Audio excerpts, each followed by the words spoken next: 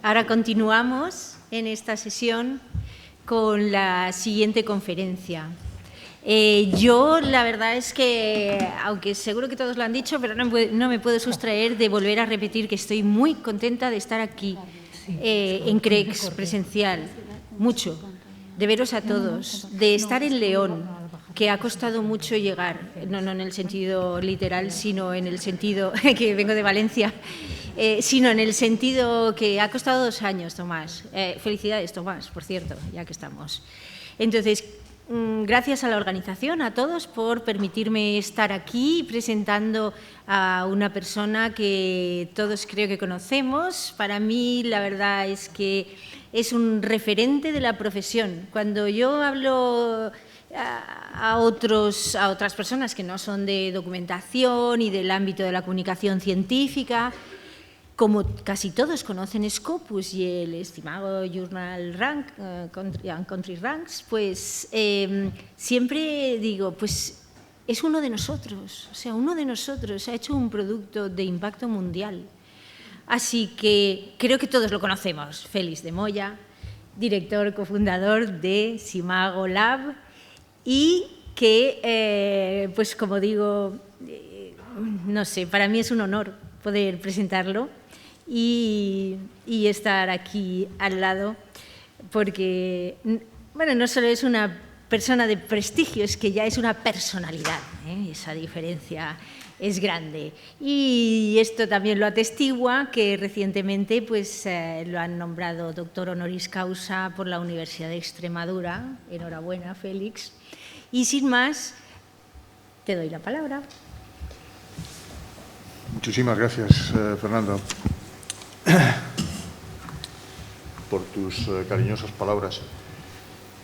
La verdad es que yo he hecho muchas bromas a lo largo de los años refiriéndome a otros y ahora me veo lamentablemente retratado en algunas de esas bromas, porque siempre que alguien recibía un reconocimiento al final de su carrera, yo siempre decía, ese ya está para homenajes, ¿no? Espero que a mí me quede todavía un poquito más para entrar en la fase de los homenajes, pero en todo caso la verdad es que feliz, muy feliz, no se pueden hacer una idea,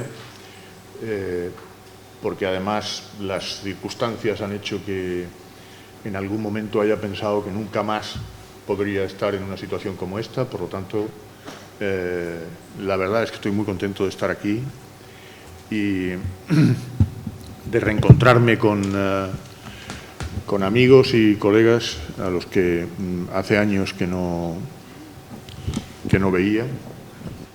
Y la verdad es que justamente porque tengo estos sentimientos, lo que voy a contarles pues me van a permitir que lo considere como que pasa a un segundo plano, porque creo que lo importante aquí es por lo menos para mí, es el reencuentro.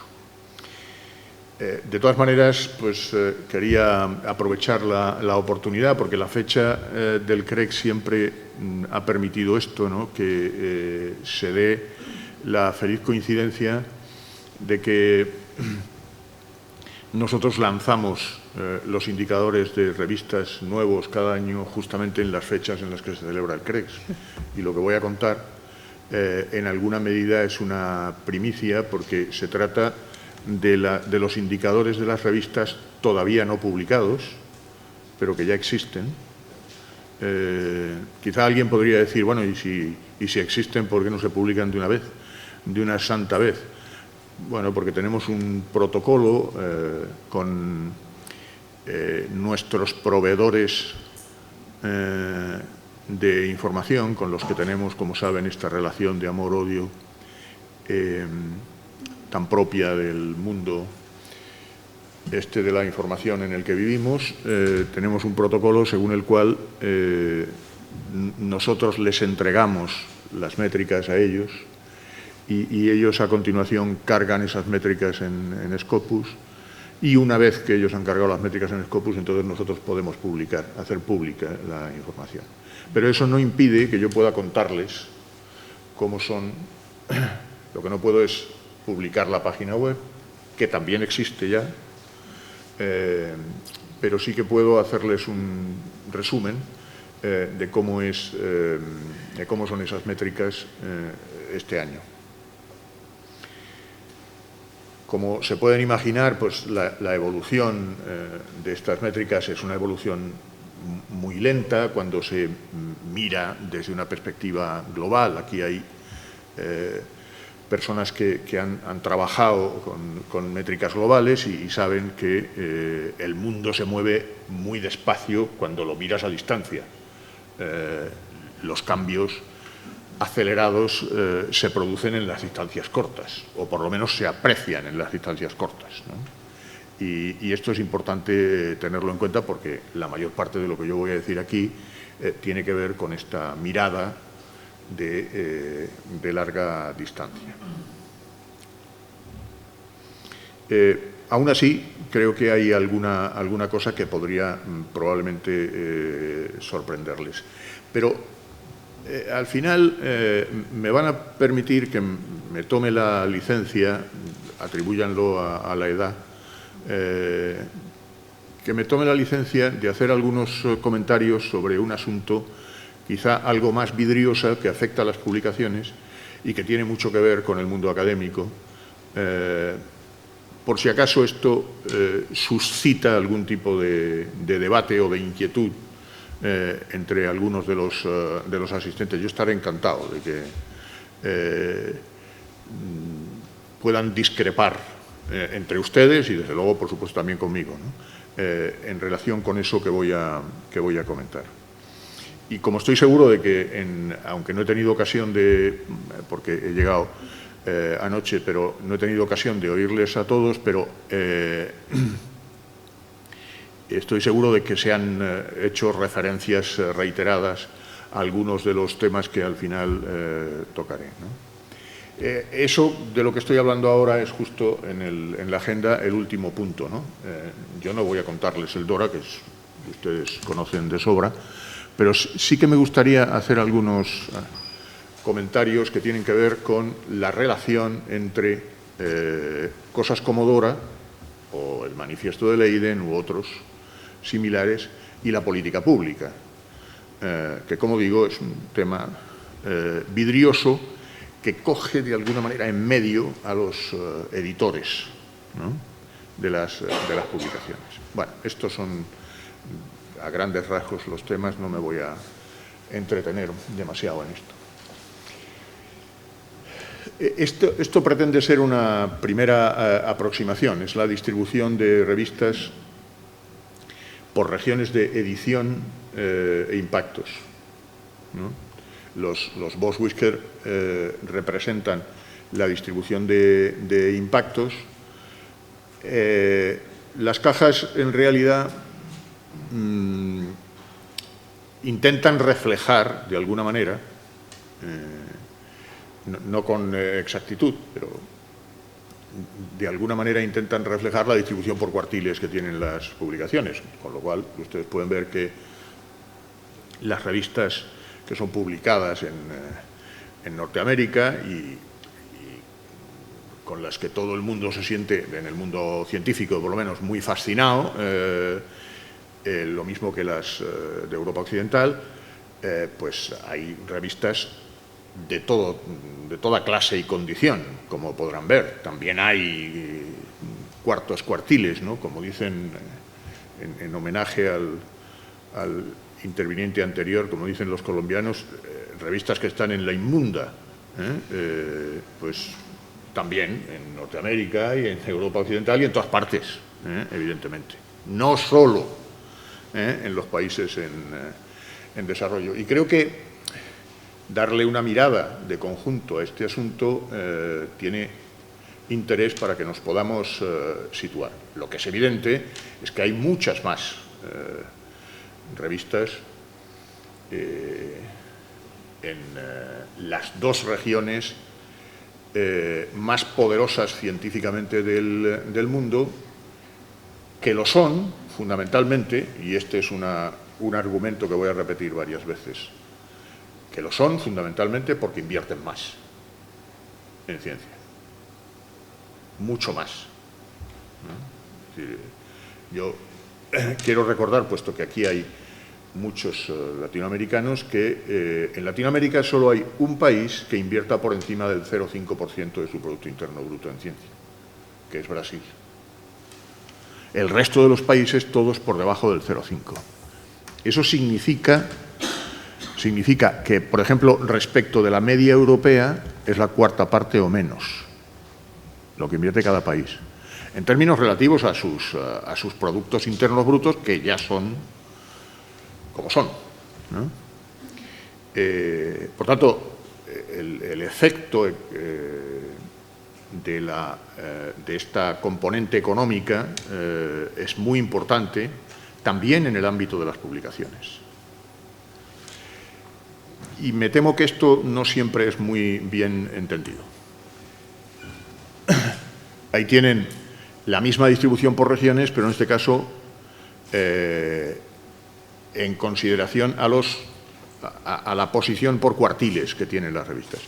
Hay un quinto cuartil ahí, a la derecha, que son las revistas que ya han sido aceptadas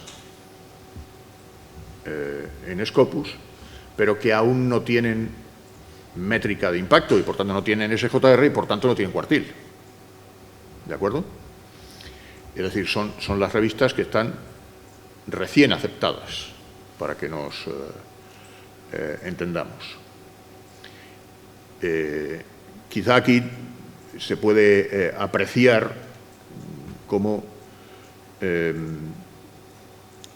hay una diferencia abismal también en la distribución por cuartiles entre las dos regiones que mencioné anteriormente, Norteamérica y Europa Occidental, y el resto de las regiones.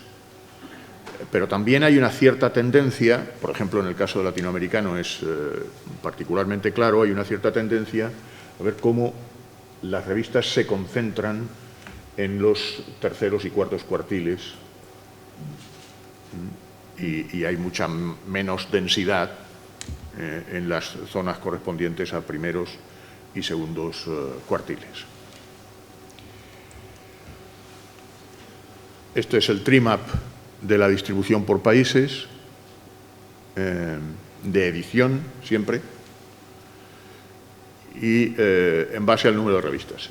Quiero que se fijen en una cosa que va a aparecer en representaciones sucesivas.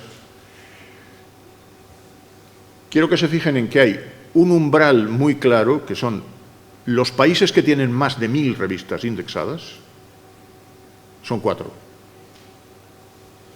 4 países tienen más de 1000 revistas indexadas. Y esto no sería importante si no fuera porque esos 4 países concentran 2/3 de la edición científica mundial. Y esto sí es muy importante. Y aquí me van a permitir que haga una acotación dirigida a quien proceda. Es importante, pero no necesariamente porque esos países tengan más facilidad, sus investigadores tengan más facilidad para llegar a esas revistas, por el hecho de que son editadas. Esa es la perspectiva de análisis que adoptan muchos investigadores y muchos políticos de la ciencia también, que es una perspectiva claramente endogámica. Asumir que porque una revista está editada en un determinado lugar, esa es una revista que va a publicar más trabajos de autores de ese lugar. Esto no solo no es cierto, en infinidad de casos, sino que lo que dice es mucho de quien hace esa afirmación, más que del país en cuestión. ¿Por qué digo esto? Pues porque muchas de estas revistas de estos 4 países existen porque existen industrias editoriales de siglos. Yo he repetido en distintas ocasiones una cosa que por otra parte es de dominio público y que no hace falta que la repita nadie, pero los señores de Elsevier le editaban las obras a Copérnico. O sea, que llevan un rato en este asunto. Luego serán culpables de la muerte de Manolete para acá, de todo, pero están aquí desde Copérnico. Luego saben un poco de este asunto, de cómo funciona el mercado de las publicaciones. Claro, el problema es que para muchos de nosotros la sola mención de la palabra mercado junto a publicaciones ya nos produce un cierto sarpullido. Pero no sé quién decía, Serrat era el que decía que nunca es triste la verdad, lo que no tiene es remedio. Mercado hay, nos guste más o menos. Y como hay, y hay unos que no solo tienen una posición dominante en el mercado, sino que además lo conocen bien y lo controlan, pues este es el resultado. El resultado es que entre 4 países, 2/3 de las publicaciones científicas mundiales. El segundo umbral en el que me gustaría que se fijaran es el umbral ya no 1000, sino 500. Y ahí hay 10 países por encima de 500. Y aprovecho para decir una cosa que he visto que sorprende. Entre esos 10 países está España, que tiene nada menos que 700 publicaciones indexadas. Nada menos. Y si queremos entrar en el análisis de si están bien o mal distribuidas por países de edición las publicaciones, si queremos entrar en eso, también podemos entrar. Y probablemente cuando entráramos nos llevaríamos algunas sorpresas. Por ejemplo, si establecemos una relación entre la tasa de inversión en ciencia y el número de publicaciones, cosa que parece bastante razonable que se pudiera hacer. Lo mismo que se establece una relación, desde hace mucho tiempo, entre la tasa de inversión y producción científica, sea donde sea. Y existe un alto grado de correlación entre ambos dos factores. Pero es que también existe un alto grado de correlación entre la tasa de inversión y el número de publicaciones indexadas. ¿Y qué es lo que sucede? Pues que nos encontramos con que hay países que no necesariamente, a pesar de los lamentos que provienen de esos países, no necesariamente se ven perjudicados cuando se hace ese cálculo.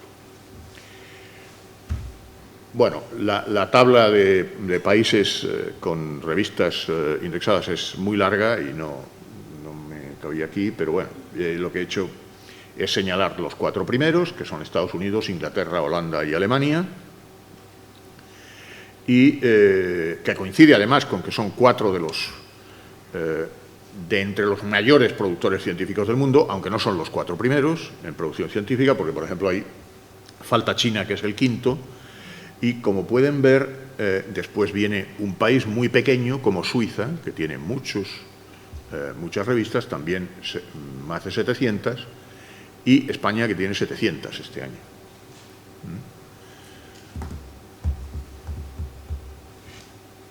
Quizás sería interesante, como digo, entrar en el análisis de quiénes están sobredimensionados desde el punto de vista del número de publicaciones. Por ejemplo, Estados Unidos no está sobredimensionado, a pesar de ser el primero.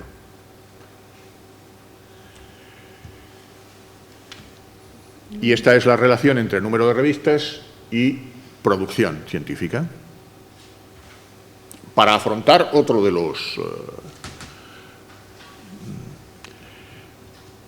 los mitos o de las leyendas urbanas, si me permiten, esto de que si un país tiene más revistas, pues entonces tiene más facilidad de publicación sus investigadores y tiene más producción. Bueno, sí, pero hay que mirar cuál es la tasa de inversión, porque ese puede ser la variable causal, puede ser, digo, o por lo menos una de ellas. Y ahí ven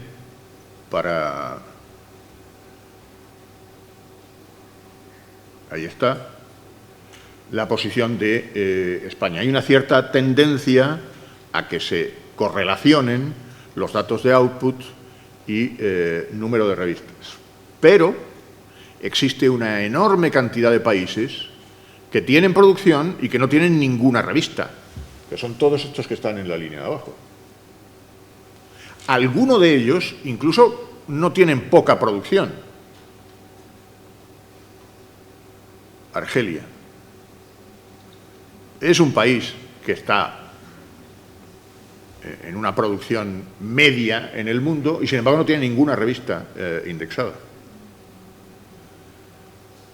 Por razones que tienen que ver también con su política pública, dicho sea de paso, y con su grado de dependencia francófono,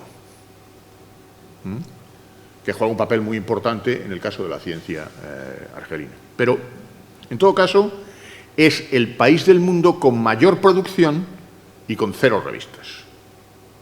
Y a partir de ahí, pues hay decenas de países, la mayoría de ellos, evidentemente, muy pequeños, que no tienen ni van a tener probablemente nunca ninguna revista.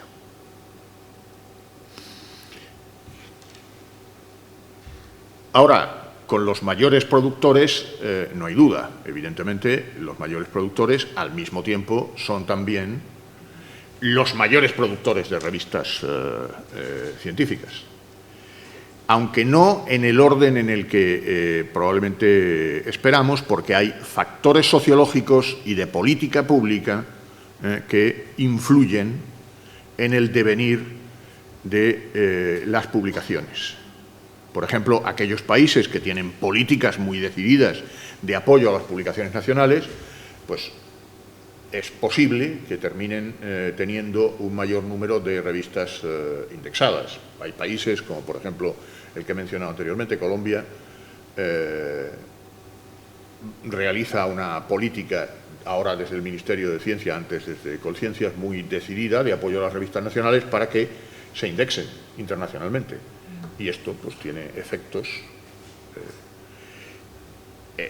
que han llevado a Colombia a tener más de 120 revistas en este momento, que son bastantes más que las que tienen países mucho más grandes que Colombia en Latinoamérica. Y estos son los que están por encima de 500. Los 10 países están por encima de 500.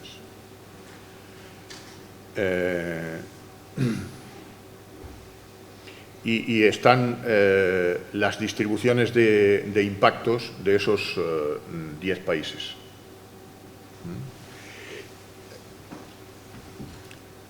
Claro, las medianas de impactos que aparecen ahí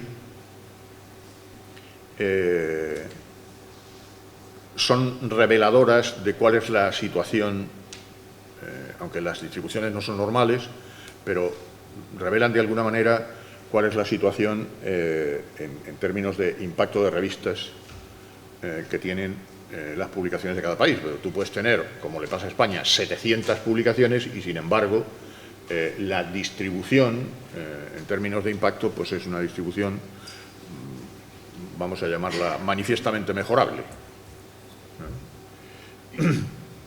Y esto con independencia de cuáles sean los métodos de cálculo de impacto que se utilicen.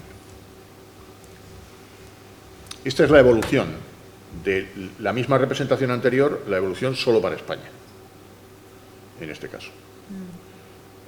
Ha habido un crecimiento importante del número de revistas y ha habido también una mejora significativa de los impactos. Y esta es la situación de la distribución por cuartiles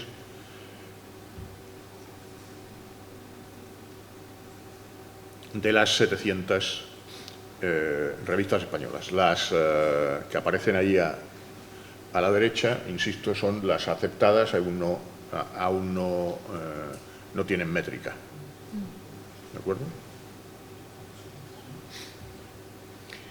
El método de asignación del cuartil, para quienes tengan interés en los números, como nos pasa a nosotros, es el método del best quartile, es decir, que lo que hacemos es que cuando una revista pertenece a varias categorías y tiene diferentes cuartiles, en cada una de las categorías le asignamos el mejor. Por tanto, hay una cierta tendencia a que se vean favorecidos los cuartiles más altos. Aún así, bueno, son segundo y tercero los cuartiles donde hay mayor cantidad de revistas. Esto también debe ser analizado desde la perspectiva de que España es un país que ha crecido en número de revistas indexadas muy aceleradamente, ¿no? Como consecuencia también de algunas de las políticas públicas relacionadas con la evaluación de la ciencia. Por ejemplo, pues, el sistema de asignación de tramos o incluso los modelos de evaluación para la asignación de proyectos, el Plan Nacional, etcétera, pues ahí siempre ha jugado un papel importante el tema de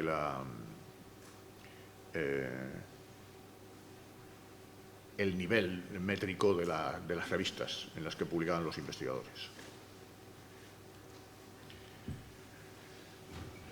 Lo más característico del conjunto de revistas españolas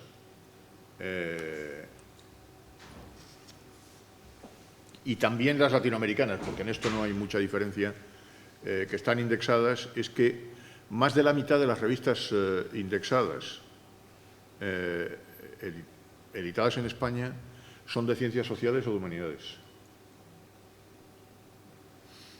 Esto todo el mundo puede encontrar infinidad de explicaciones para esto. Al final, con lo que te tropiezas es con lo que podríamos llamar el nivel de internacionalización de las áreas de conocimiento, en cuanto a las prácticas de comunicación científica que siguen los investigadores, ¿no? Por tanto, no es extraño que las publicaciones españolas, incluso cuando se indexan, pues haya una mayor concentración de publicaciones de ciencias sociales y humanidades. Yo únicamente apuntaría que contradice un poco la idea de que no es fácil encontrar revistas indexadas, por ejemplo, de humanidades, indexadas internacionalmente en los campos de las humanidades, ¿no? Esto parece que no es muy coherente con esto y sobre todo con esto, porque ese es el número de revistas indexadas por categoría, ya no por área. Y de lo que más revistas indexadas hay en Scopus es de historia.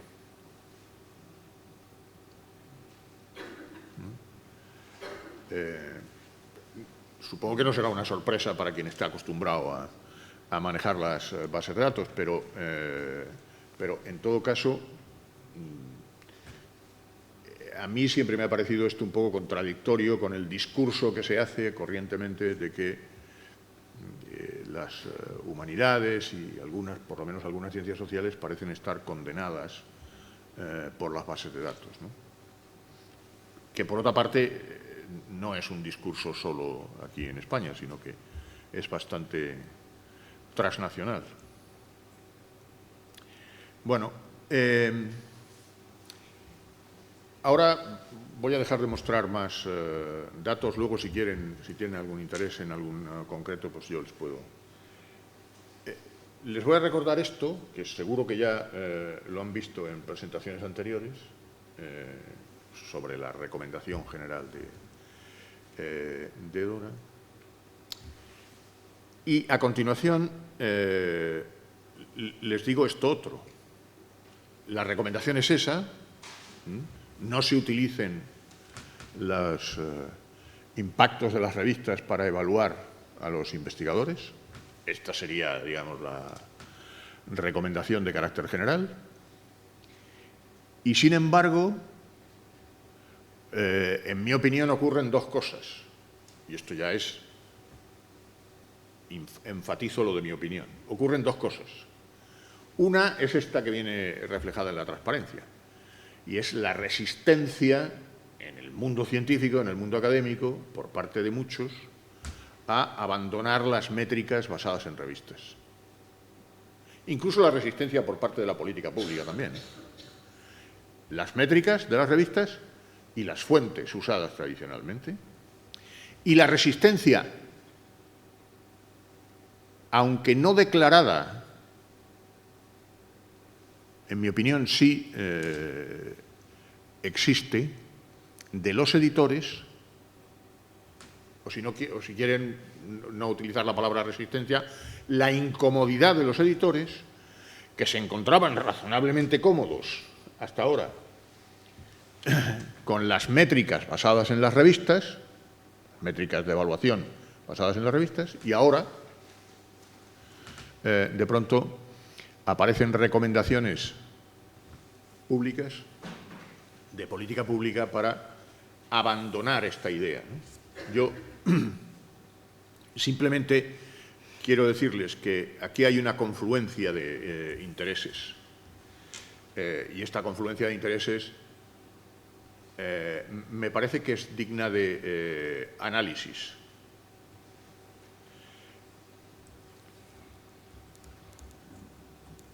Lo que dice Dora es perfectamente claro y está basado en evidencias de este tipo.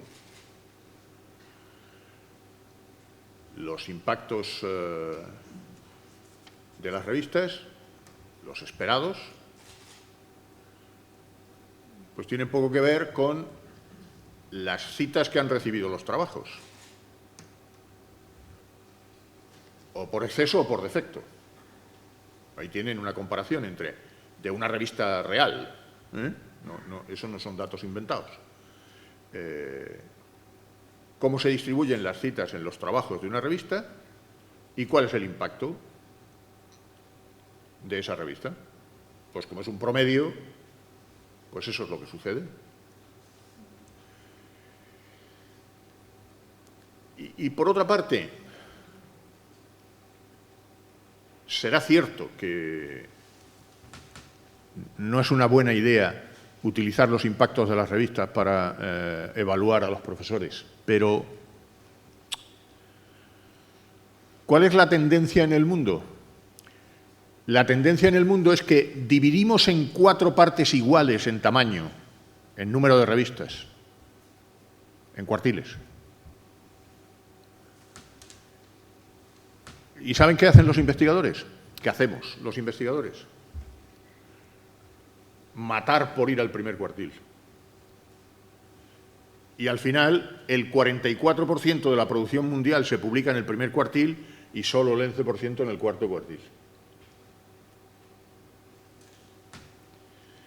Luego, los impactos, los denostados impactos, habrá que huir de ellos como de la peste, según dicen las malas lenguas, pero la realidad es esta. ¿Cómo es posible que esto suceda? Yo lo tengo claro. Mi opinión es, mi diagnóstico es, esto pasa porque la política pública lo quiere. Si no, no pasaría. La política pública quiere, ¿no?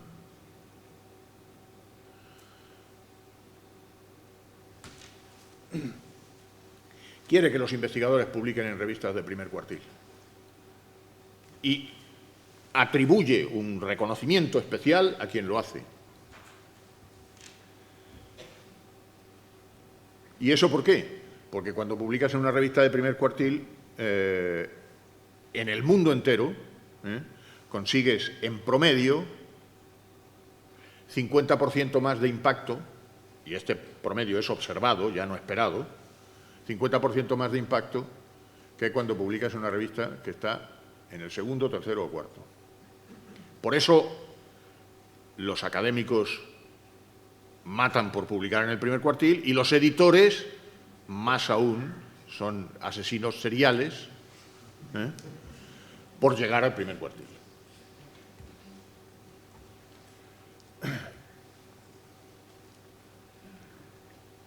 Y luego, ¿qué es también cierto?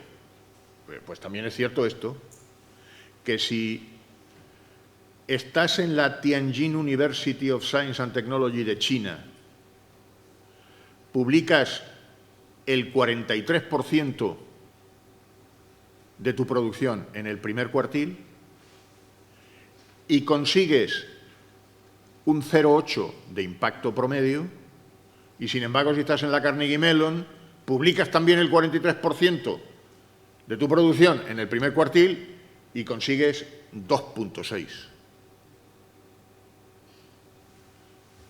¿Qué quiere decir esto? Que el mundo no es justo. Pero para este viaje no necesitábamos... Ya lo sabemos. Ya lo sabemos. La cuestión es, el de Tianjin tiene que renunciar. Estoy hablando desde el punto de vista de las políticas institucionales, no estoy hablando del investigador individual, ojo. Ese tiene que renunciar porque el mundo no es justo y el de la Carnegie Mellon siempre va a ser mejor tratado por la comunidad científica que él. Yo creo que no. Que no tiene que renunciar a nada. Y yo creo que el editor no tiene que dejar de buscar la mejora de su publicación. Y el investigador no tiene que dejar de buscar mejores revistas porque de esa manera consigue que mejores investigadores, más acreditados investigadores, actúen como referees de sus trabajos. Que en definitiva creo que es un aspecto que a cualquier investigador le debiera importar, ¿no?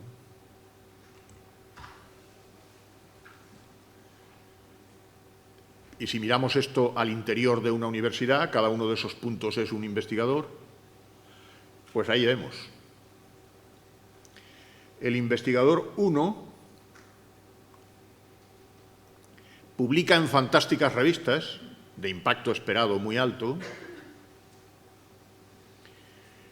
y consigue menos impacto observado que el investigador 2, que publica en revistas de poco nivel, de poco impacto, y sin embargo consigue un impacto observado muy alto. Lo que quiere decir algo que ya sabemos, y es que se pueden publicar buenos trabajos en revistas mal rankeadas y viceversa.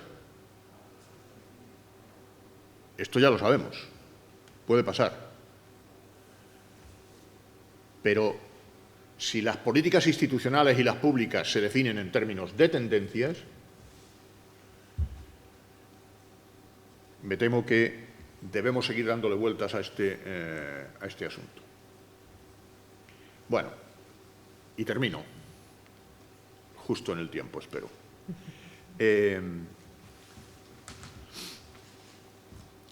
Creo que la política pública juega un papel fundamental. De alguna manera, a los investigadores, no a los amortizados como yo, sino a los que están todavía pretendiendo llegar al cielo de la academia, pues creo que la política pública sigue ejerciendo una influencia muy importante sobre los comportamientos desde el punto de vista comunicacional y en ese sentido me parece a mí que las métricas van a seguir jugando un papel de cierta importancia, aunque sí que es verdad que esas métricas, cuando se utilizan para evaluar investigadores individuales en relación con la asignación de recompensas, proyectos, etcétera, pues evidentemente son métricas que son elevadas a su nivel óptimo de incompetencia. Esto me parece que no tiene ninguna duda. Y de todas maneras, no hay una coincidencia de intereses entre la política pública, los académicos, dependiendo de si están en áreas internacionalizadas o nacionalizadas, y los editores. Por ejemplo, se podría decir que los académicos de las áreas internacionalizadas y los editores tienden a coincidir cuando las métricas les favorecen, claro está. Pero la política pública va a tener que seguir resolviendo el problema de qué es lo que hace con las publicaciones recién aparecidas. Si aplica estrictamente DORA. ¿Qué va a hacer? ¿Reevaluar los trabajos que ya se publicaron? No sé. Nosotros, entre tanto, nos hemos entretenido en calcular unos indicadores que haremos públicos de inmediato de nacionalidad de las revistas. Hemos tratado de desarrollar una metodología para ayudar a los investigadores a buscar revistas similares, puesto que este juego de prueba, rechazo y vuelvo a probar, etcétera, pues tiene una importancia grande para el proceso que siguen los académicos y los investigadores en general cuando tratan de publicar. Y también hemos desarrollado un indicador de impacto tecnológico de las revistas para tratar de poner en relación los procesos de innovación con las publicaciones académicas, ¿no? Y espero que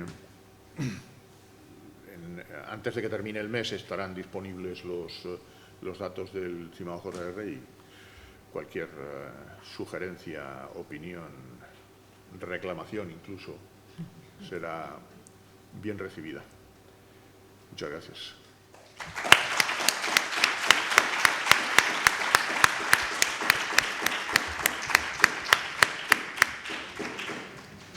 Muchísimas gracias, Félix. Está claro que la edición científica es capaz de dar una visión reveladora de cómo es la ciencia y muchísimas derivaciones basándonos en datos objetivos y muy significativos que de otra manera no se vería. He dejado estos segundos para que podáis pensar las preguntas que queráis lanzarle al ponente. Tenemos una por aquí. Buenos días, Isabel de Pais, de Ediciones Universidad de Salamanca. Gracias por la comunicación de hoy.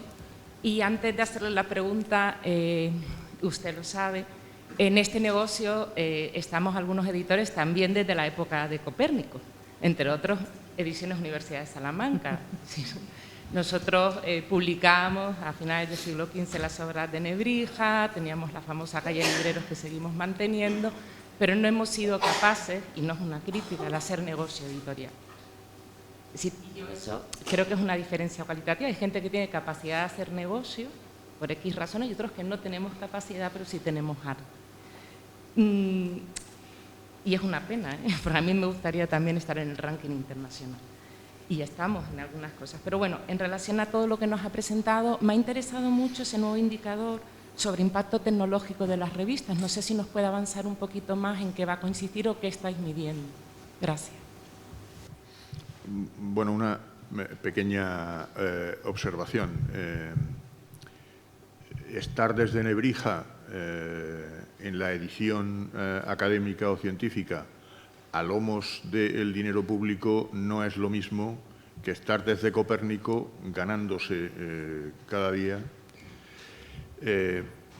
Y no digo que sea mejor, ojo, No quiero que se me malinterprete en ese sentido en absoluto. Digo que son mundos totalmente distintos, y que es evidente que cuando estos señores han arrasado con todas las publicaciones académicas, también las de muchas universidades, quedándoselas, pues es sencillamente porque tenían control del mercado y muchas instituciones académicas no eran capaces de seguir poniendo recursos para mantener las editoriales universitarias. Por eso, muchas de las academic press en el mundo anglosajón han terminado convirtiéndose en empresas externas a las universidades, que siguen editando revistas, pero ya en el modelo de negocio de los grandes editores. Simplemente para sobrevivir y que no les fagociten. Bueno, y en cuanto al tema del impacto tecnológico, nosotros, de momento, lo que estamos haciendo es revisar los decenas de millones de registros de patentes que hay en el mundo para identificar las menciones a revistas que hay en esos registros de patentes. Es decir, se trata del modelo de la citación de unas revistas a otras, pero ahora trasladado al mundo de la citación de las patentes a las revistas. Claro, es verdad que esto significa que hay áreas, campos en los que la citación de las patentes a las revistas es más frecuente que en otras áreas, ¿no? Pero, bueno, hay miles de revistas, de las que están indexadas de momento son las que hemos podido mirar, que tienen una citación desde las patentes que es significativa. Y en todo caso, dentro de cada área, pues se pueden identificar diferencias entre unas revistas y otras. Gracias. Hay una pregunta que ha llegado por el chat del Zoom. ¿Cómo cree que se puede lograr una coincidencia entre las políticas públicas, los académicos y los editores? ¿Los qué? Los académicos, los académicos y Académicos sí. y editores. Sí, que cómo pueden coincidir. No, yo creo que eso no va a ser posible. Sinceramente, creo que no. No, bueno, en el terreno de lo deseable, pues sí, se podría. Pero a mí me parece que la política pública está sometida a una cierta presión por los procesos que en el mundo anglosajón se llaman de accountability, de rendición de cuentas, y por tanto hay mucha preocupación por saber si realmente el gasto que se hace en ciencia, que es creciente, realmente tiene retornos, y las métricas en esto jugaban un cierto papel. No son todo, ni muchísimo menos, pero bueno, un cierto papel juegan. Pero los académicos miran el mundo de las publicaciones desde el punto de vista de, como dice un colega del área, desde el punto de vista del desarrollo de sus vidas y sus haciendas. Porque al fin y al cabo, para el académico, la publicación al final tiene un correlato que es el progreso en la carrera y, como consecuencia de eso, pues su bienestar, incluso económico, personal. Y en todo caso, el reputacional, ¿no? Y ese es un mundo distinto, totalmente distinto al de la política pública, si le damos a la política pública una mirada generosa, ¿no? Y al mundo académico también, ¿por qué no decirlo? Y en el caso de los editores están sometidos a la presión de la política pública y los propios académicos, ¿no? Y entonces, pues, oscilan entre la necesidad de hacer sobrevivir las revistas jugando en el terreno de de las métricas, por una parte, y al mismo tiempo mirando de reojo constantemente a la política pública para ver en qué medida los cambios en la política pública les puede perjudicar. Solo una acotación más. En este momento hay muchos editores que se sienten realmente amenazados por las medidas que proceden del DORA. Porque en un escenario idílico, que en mi opinión no se va a dar, un escenario idílico, de lo que se trataría es de que la política pública va a aniquilar las métricas de las revistas en su uso en los procesos de evaluación.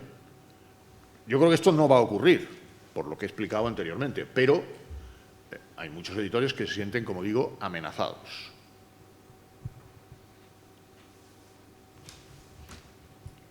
Última pregunta. Estimado profesor, darle la enhorabuena por la presentación. ¿Dónde? ¿No se escucha así? Como siempre, una presentación visualmente exquisita, salvo la tarta, lo demás exquisito. Quería hacerle una reflexión en relación a las métricas de revista. Obviamente, como ha demostrado, la gente se queja de las métricas de revista, pero les favorecen ampliamente, porque hay más revistas, más artículos en primer cuartil, porque artículos poco citados se benefician del conjunto. Pero hay una reflexión que creo que es importante, y es por qué valoramos que un artículo esté en primer cuartil, en segundo cuartil, es decir, por qué asociamos el impacto de la revista al concreto, al del artículo, cuando sabemos que la mayor parte de los artículos no aportan al impacto. Unos pocos aportan la mayor parte de las citas, ¿no? Y la respuesta tradicional era que, bueno, pues que había una competición. Es decir, el profesional de la información publica 180 artículos al año y no publica más porque tiene unas energías limitadas y obviamente rechaza artículos que no tienen el nivel de calidad o simplemente pues porque artículos que son buenos pero no quedan entre estos, ¿no? Lo mismo nos sucede a nosotros en Comunicar, que publicamos unos 40 artículos al año, nos llegan unos 1000 y rechazamos pues 960, ¿no? Y eso es lo que decimos, creemos que efectivamente cuando tú publicas en una revista, aunque después el artículo nunca se ha citado, el artículo ha competido. Y a lo mejor no ha sido citado porque la temática no está de moda, lo que sea, pero el artículo tiene la suficiente calidad para que en un contexto homogéneo, porque los evaluadores, los editores son más o menos los mismos, pase el filtro y ocupen espacio en esa revista. Pero eso está dejando de suceder en un gran número y está dejando de suceder por la invasión de las mega journals. Revistas desde PLOS ONE, que a lo mejor es lo más objetivo, lo más tal, hasta revistas de los grupos MDPI y Frontiers, que no tienen ningún problema en publicar un año 200 artículos y una vez que entren en Web of Science o Scopus, pasar a 400, a 1000 o a 10.000, ¿no? Entonces, estos indicadores que nosotros habíamos pensado no sirven con estas revistas. No sirven porque son estas revistas que yo diría que no son revistas, son otra cosa, están en otro orden de magnitudes. Publicar en y además hay fuertes sospechas en buena parte de estas revistas de que efectivamente la producción, las citas los atraen unos pocos artículos, en muchos casos pagados por la revista, y la mayor parte de los artículos, que son los que pagan los autores, reciben muy pocas citas. Es decir, que la distribución de las citas es especialmente acusada en esta revista, lo que significa que les permite a esta revista aceptar artículos que ni tienen calidad, a veces que ni siquiera tienen nada que ver temáticamente con el scope de la revista, y se están beneficiando del cuartil que ocupan, un primer, un segundo cuartil, porque además obviamente tienen un fin lucrativo, tan claramente se ve como que el coste por publicar, dependiendo, en la misma editorial, depende del cuartil en el que estén, ¿no? Esto yo creo que a no ser que este tipo de revistas, que las megajournals empiecen a evaluarse de manera diferente, y de hecho PLOS ONE es de las revistas que empezó a meter métricas y demás, y métricas a nivel de artículos, porque yo creo que nunca se pensaron que las iban a meter en JCR, porque eran otra cosa, ¿no? Yo creo que esto es uno de los motivos por los que puede que las métricas a nivel de artículos, a nivel de revistas, empiecen a dejar de ser usadas, o por lo menos en estos conjuntos, porque realmente no tiene sentido. No tiene sentido y además son una puerta para el fraude científico masivo. Muchas gracias. ¿Qué opina usted de esto? Sí, solo un comentario. Nosotros hemos tenido que tomar una decisión recientemente motivada fundamentalmente no tanto por el SJR, sino más bien por el SIR, por el ranking de instituciones. Y es que Scopus decidió hace algo más de un año que iba a incluir en la base de datos preprints. Esto lo que significó básicamente es que repositorios como Archive de Cornell entraban en bloque en la base de datos. Y nosotros tuvimos que tomar una decisión, y es excluir los preprints de nuestras mediciones. ¿Por qué cuento esto a propósito del comentario que hace Rafa? Porque Archive, en realidad, se está comportando en relación con el conjunto del Sistema Mundial de Publicaciones como si fuera un megajournal. Y ojo, porque lo mismo que hemos hecho con Archive, terminaremos haciendo con aquellos megajournals que empiecen a tener comportamientos que no permitan la sincronía con el resto del Sistema Mundial de Publicaciones. Los excluiremos también.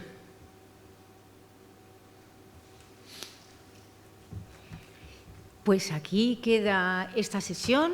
Muchísimas gracias, profesor de Moya. Gracias a vosotros.